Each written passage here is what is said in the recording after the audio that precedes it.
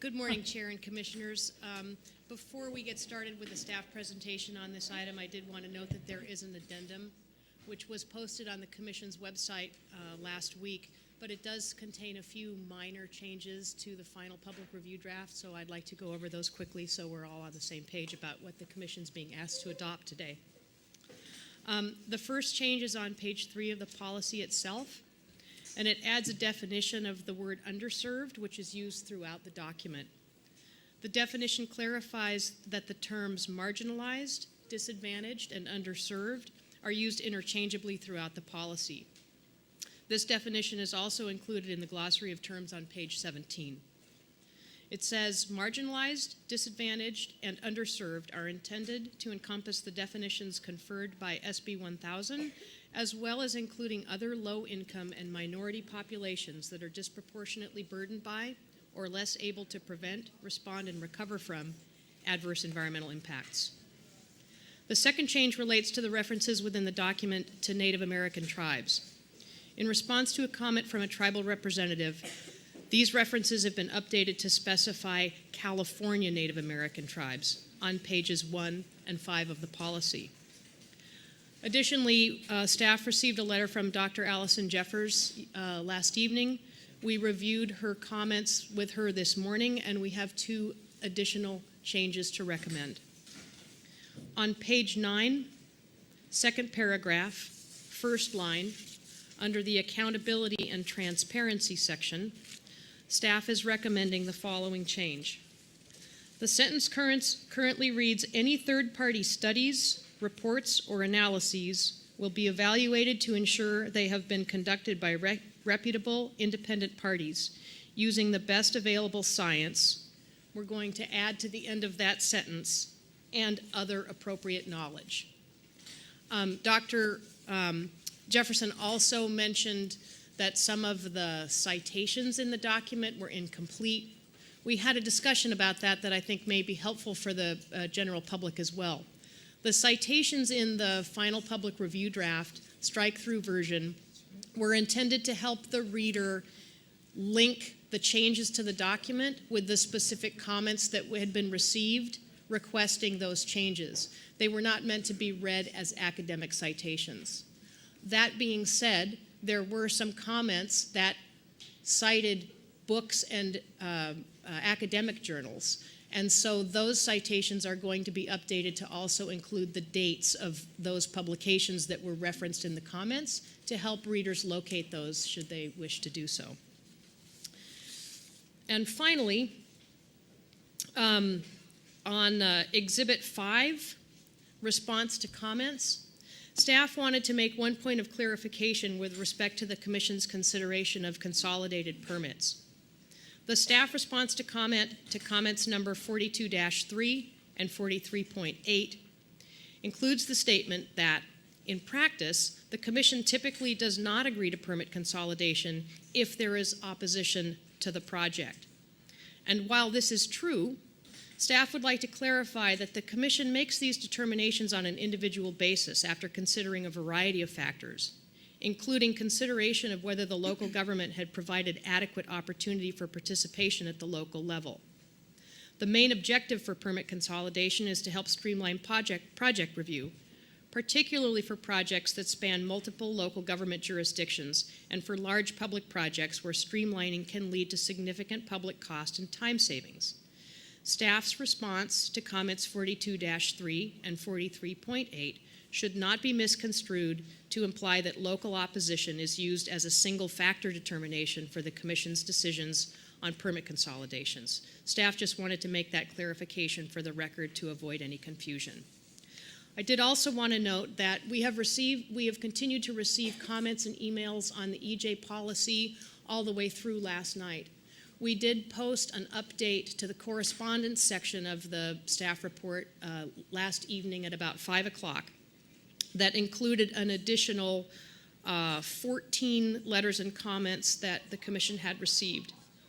These include a letter of support from Assembly members Autumn Burke, Eduardo Garcia, and Monique Limon, as well as an expanded group sign-on letter of support from 29 environmental justice organizations and other NGOs, and individual support letters from Brown Girls Surf, the City Project, and the California Environmental Justice Alliance. We also received various letters from individuals asking for the Commission to reject or delay action on the policy today. But those correspondences didn't raise any issues that are actually germane to the policy, and so staff is not recommending any additional changes. With that, I'm going to hand it over to Nowaki Schwartz to begin the staff presentation. Good morning, Commissioners, members of the public. We're genuinely excited to go over the final public review draft of the environmental justice policy. Here at the African American Museum, we actually selected this location at the request of one of the environmental justice groups we've been working with, who are actually here today. This is the fourth public hearing on our environmental justice policy, so the Commission is fairly familiar at this point with the document by now. But for the benefit of the public, we're going to start today's presentation with a brief discussion of how and why we created the policy, the current changes to the policy in response to public comments, and some examples of how environmental justice is already appearing in our work. So the concept of environmental justice emerged out of the civil rights movement to describe the application of civil rights and social justice to environmental contexts. Beginning in 1999, California passed a series of bills advancing the concepts of environmental justice, which sought to correct long-standing inequities that have disproportionately burdened low-income communities of color or denied equal access to social, economic, and public health benefits associated with environmental protection and access to natural resources. These included bills such as Senate Bill 115, which defined the term environmental justice in the government code as, quote, the fair treatment of people of all races, cultures, and incomes with respect to the development, adoption, implementation, and enforcement of environmental laws, regulations, and policies.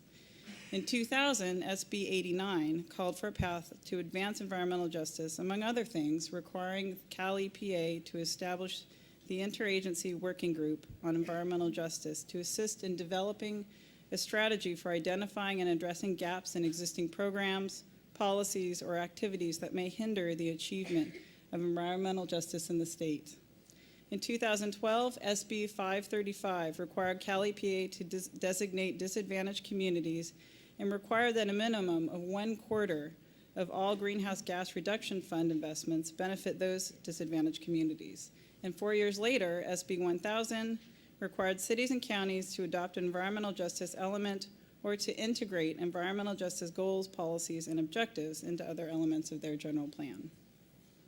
The passage of AB 2616 by Assemblywoman Autumn Burke in 2016 represents another step the California legislature took to ensure that agencies prioritize racial and social equity. AB 2616 was signed by Governor Brown with full commission support. The bill amended the Coastal Act by adding Public Resources Code Section 30013 to cross-reference existing environmental justice and civil rights law, and required the governor to appoint an environmental justice commissioner, who is Effie Turnbull Sanders. It also added the following language to the Coastal Act, which reads, when acting on coastal development permit, the issuing agency or the Commission on Appeal may consider environmental justice or the equitable distribution of environmental benefits throughout the state. Following the enactment of this new law, the Commission undertook a 2-year effort to work with stakeholders to create and adopt an environmental justice policy. And the goal of this policy is to integrate environmental justice, equality, and social equity into the foundation of the coastal program and provide guidance for commissioners, staff, and the public on how the agency will implement this new authority. So one of the first things that we did was form an environmental justice team across the agency in every major department, which spent months and months corresponding with stakeholders across the state to better understand their perspective and hear what they wanted in a policy. Comments and feedback were organized into broad categories such as barriers to access, tribal concerns, energy, agency outreach, and engagement. And we incorporated that input into a draft policy, which we released in August 2018 for a 90-day public comment period. And based on that feedback, we released a revised public review draft in January 2019 in both Spanish and English, followed by a second 30-day public comment period. Comments received during the second public comment period were considered and incorporated into the final draft public review draft, which is the document before the Commission today. So before we move on to the details of what's in the policy, I just want to touch on how we're going to integrate the principles of environmental justice and social and racial equity throughout the agency. The environmental justice policy is the leading effort of this larger framework to embed equity principles throughout the agency. The policy will provide the public and the Commission with a roadmap for how the agency will conduct the public's business, make public decisions, and ensure equitable procedural access for all. The Commission is also in the process of updating its 5-year strategic plan, which lays out agency goals in the near future. And this will include a new chapter on environmental justice and equity. The strategic plan will be the document that creates ongoing public accountability by identifying the specific tasks necessary to successfully implement both the environmental justice policy and the racial equity action plan we're working on. And the Racial Equity Action Plan will inform our internal policies, such as those related to hiring, retention, and promotion. And a team of Coastal Commission staff is on its second year training with the Government Alliance on Race and Equity, or GARE, in Sacramento on this plan. So before we move on, we just want to share a brief video that Eric, to the side of me, created as part of our GARE assignment that talks about the importance of this training and this work at our agency.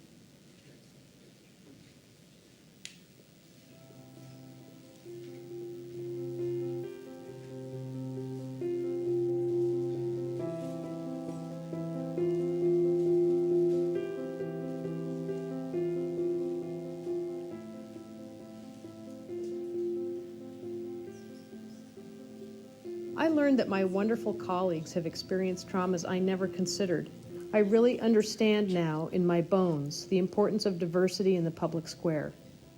I've learned about the difference between equity and equality and how understanding this difference can be helpful in developing solutions at the institutional level.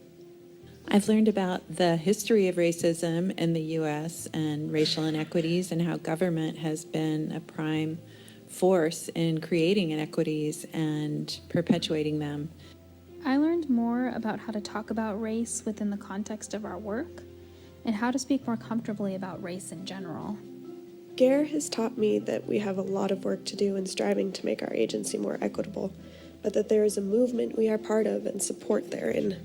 We have an opportunity to take significant steps forward in our racial equity work and now have the tools to do so. I have learned that the most effective solutions are created when there is deep collaboration with those impacted by the problems. The largest lesson that I have learned from GARE is that because of government's role in creating and advancing racial inequities, as a government worker, I now have the responsibility to speak up and act to change our current system to a more equal and just system that works for all people. One of the key takeaways for me from the GARE process is the concept of burden and benefit. Thinking about who's burdened and who benefits from the choices that we make is really powerful.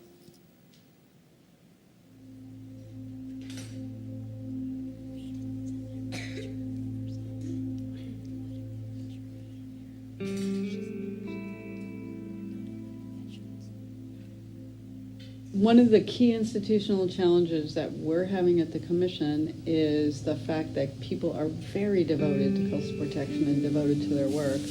And those that haven't gone through GARE are having a hard time seeing the value because they believe that we're already addressing many racial and equity issues through our work on a common and everyday basis. So people can be defensive and feel like it's a diversion from their normal work.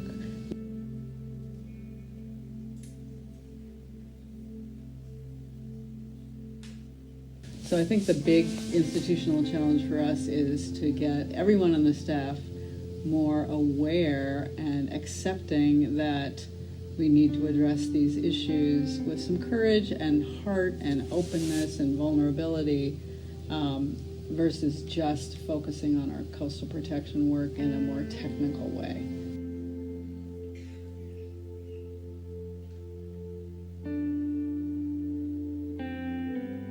All right, as the leader of the Coastal Commission, as its executive director, my experience with GARE has been really powerful in the sense that it really opened my eyes to bias that we all have. And while we don't recognize that bias, it's there with us. And it's important that we recognize that as an agency and personally in your own life. And so it's a passion of mine to implement GARE, the concepts of GARE, and also environmental justice concepts into our work, all of our work, in our regulatory work, our permitting work, and as part of our agency culture, to bake that into our very beings, because it's more than just embracing it intellectually, it's feeling it emotionally and living it day to day, because we can't just have one moment in time. We need to take that moment and move it forward and integrate it into our daily lives, in our daily work. So that's our goal, and that's my hope and dream moving forward for this really incredible journey that we're all going on.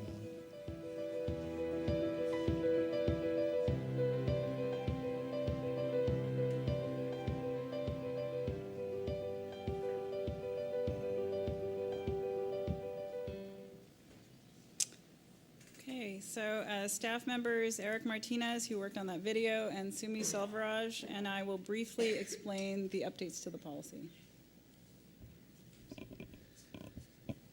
The final public review draft has been substantially revised from the initial draft released last August. To reduce confusion, the staff has separated the policy from the staff report, so the final draft policy is now a standalone document referenced as Attachment 1. This basically allows the policy to be read, printed, and shared independently from the staff report, which was a suggestion we received from several members of the public. The final draft also includes a short introduction which outlines the history of environmental justice, why the policy is critical to bringing more equity to the California coast, and how this fits in with the Coastal Act goals. At the request of multiple stakeholders, staff made numerous changes to the policy statement. The statement lays the foundation for the Commission to consider environmental justice principles consistent with Coastal Act policies during the planning, decision-making, and implementation of agency actions, programs, policies, and activities. Changes include the Commission using its legal authority to ensure equitable access to clean and healthy coastal environments for communities that have been disproportionately overburdened by pollution.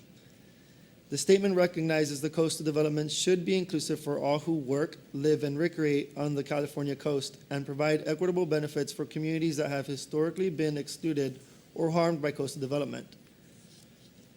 Staff also added language making it clear that the Commission is committed to compliance and enforcement of Government Code Section 11135 that prohibits discrimination, and compliance with the Title IV of the Civil Rights Act of 1964 and its regulations.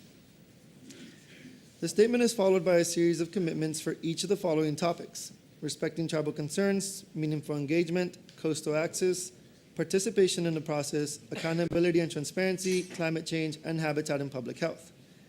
The final policy includes the addition of 2 additional subject areas: housing and local government. These categories are meant to inform the Commission's analysis of potential impacts in those issue areas, as well as how the Commission will engage with interested stakeholders and make information accessible to the broader audience. Today, we will focus on the sections where significant changes to the policy have been made based on feedback from environmental justice groups and stakeholders. Respecting tribal concerns. The Commission approved a separate formal tribal consultation policy in August 2018, which is specifically intended to strengthen the Commission's formal relationships with Native American tribes. The environmental justice policy will complement the tribal consultation policy's efforts to further outreach and improve collaboration with tribes. In addition to the requirements of that policy, the Commission will work collaboratively with tribes to better understand the significance of local and regional cultural concerns. This includes the application of traditional ecological knowledge, as well as access to and protection of areas of cultural significance, ethnobotanical resources, traditional fishing and gathering areas, and sacred sites. Tribal members who come to the Commission meetings will be afforded the same level of respect given to elected representatives and will be called up to comment first on agenda items. Coastal access. In response to requests from stakeholders, the final policy includes more discussion and specificity. Where local government fails to consider environmental justice when evaluating a proposed development that has the potential to adversely or disproportionately affect a historically disadvantaged group's ability to reach and enjoy the coast, that failure may be the basis for an appeal to the Coastal Commission. Similarly, where a local coastal program includes policies that implement environmental justice principles, a local government's failure to consider those principles may also be the basis of an appeal to the Coastal Commission. Housing. The new section on housing was added based on feedback we received on gentrification and the high cost of housing in coastal communities. It opens with a brief historical overview of discriminatory housing practices in California and its impact over time. To underscore this, we have created a short video that staff viewed as a part of the GARE training in Sacramento, which is from a documentary called Race: The Power of Illusion. Starting in the 1930s, government officials institutionalized a national appraisal system where race was as much a factor in real estate assessment as the condition of the property. Using this scheme, federal investigators evaluated 239 cities across the country for financial risk. So that those communities that were all white, suburban, and far away from minority areas, they received the highest rating, and that was the color green. Those communities that were all minority or in the process of changing, they got the lowest rating, and the color red. They were redlined.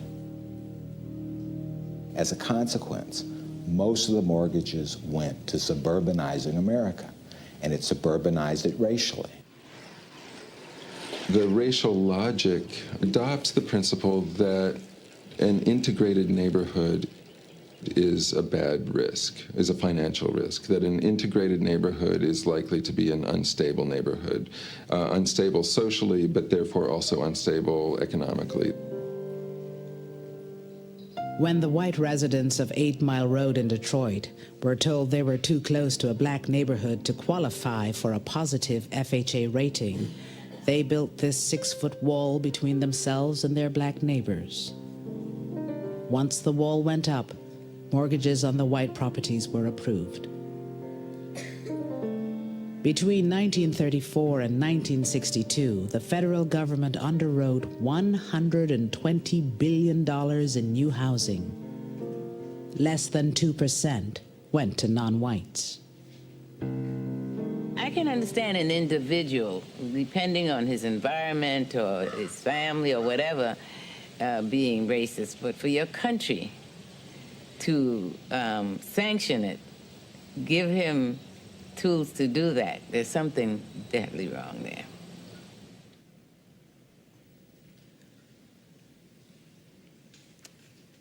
The new housing section also includes some more recent historical context. Although the legislature removed the Coastal Act mandate to protect and provide affordable housing in 1982, the Commission still has the authority to encourage affordable housing. Under that authority, the housing policy states that the Commission will increase these efforts with project applicants, appellants, and local governments by analyzing the cumulative impacts of incremental housing stock loss and by working with local government to adopt local coastal program policies that protect affordable housing.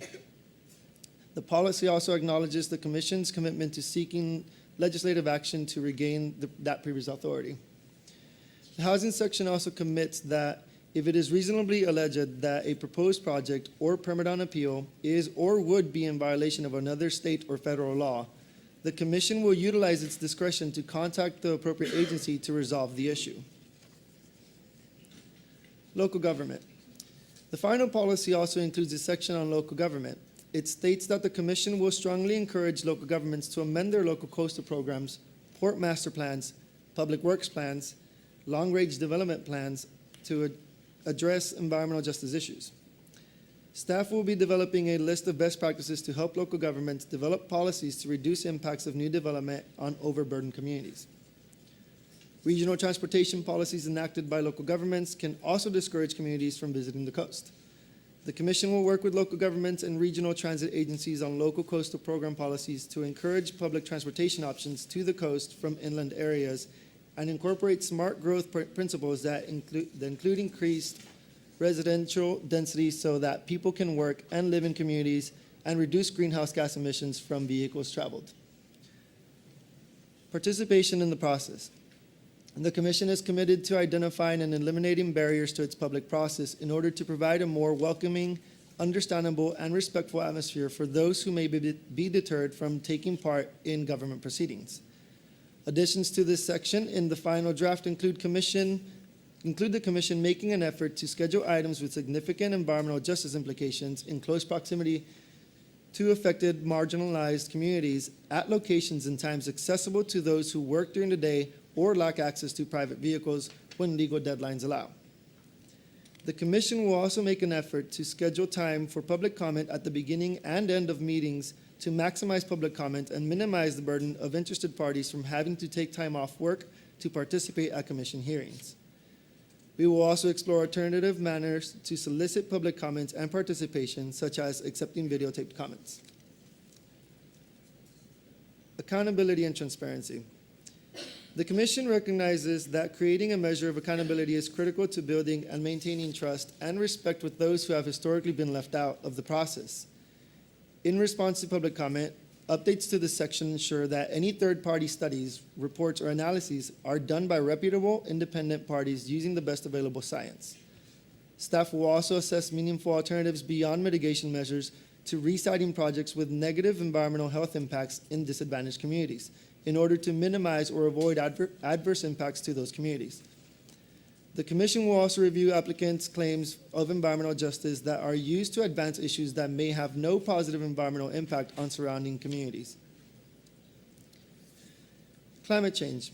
The final draft of the climate change section includes language recognizing how some climate adaptation measures, such as seawalls, may further reduce access to coastal recreation areas, particularly for low-income residents living inland.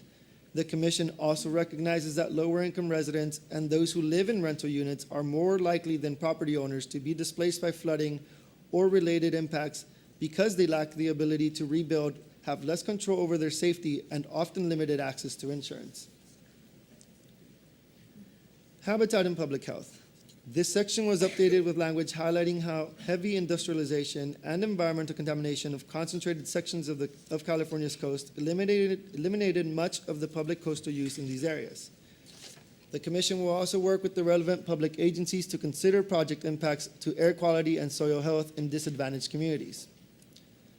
Now, Sumi Silver, I'll just talk a little bit more about implementation. Thanks, Eric. At the request of stakeholders, the final draft policy includes a lengthy implementation section. Many of the implementation measures will also be included in the 5-year strategic plan update, which is already underway.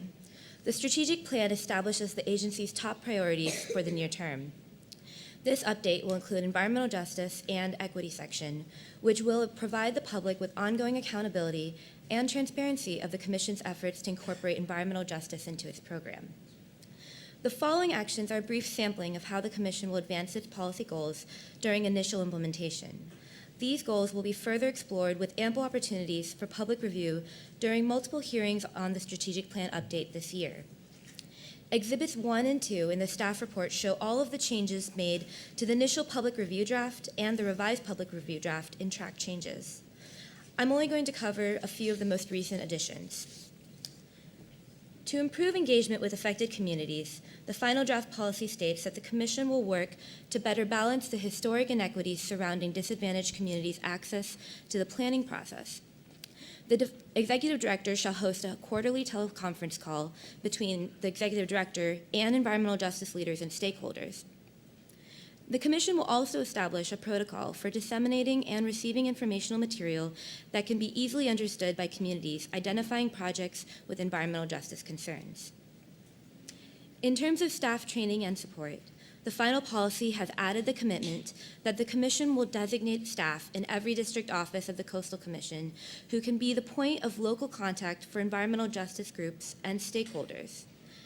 These staff members will provide more effective and personalized responses to issues and facilitate ongoing communication among staff and environmental justice communities.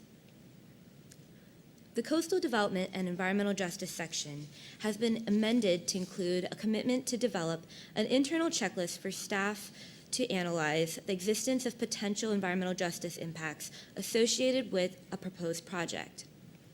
Staff will identify environmental justice communities in the area and potential impacts of the project on those communities.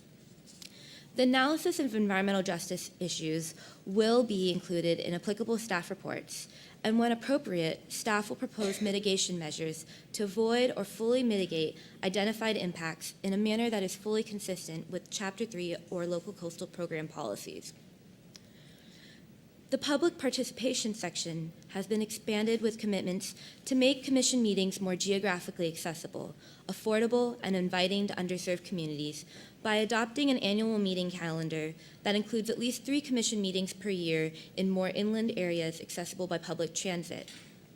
In fact, our April meeting is in Salinas. To track and measure success, the Commission shall conduct biannual public review on the effectiveness and progress of this policy, and amend the policy as appropriate. And as previously noted by commissioners, staff, and many members of the public, meeting these commitments in a manner that is fully implements and achieves the goals of the environmental justice policy will require additional staff resources. To that end, the final policy also includes a commitment that the Commission will submit formal budget requests to add environmental justice staff positions that will focus on policy implementation, community outreach, issue identification. This will include at least 1 senior level staff position. Next, I'm going to hand it back to Nawaki, and she'll talk about examples of environmental justice in our current work. So as we said earlier, the Commission has been working on the formulation of this policy since 2016.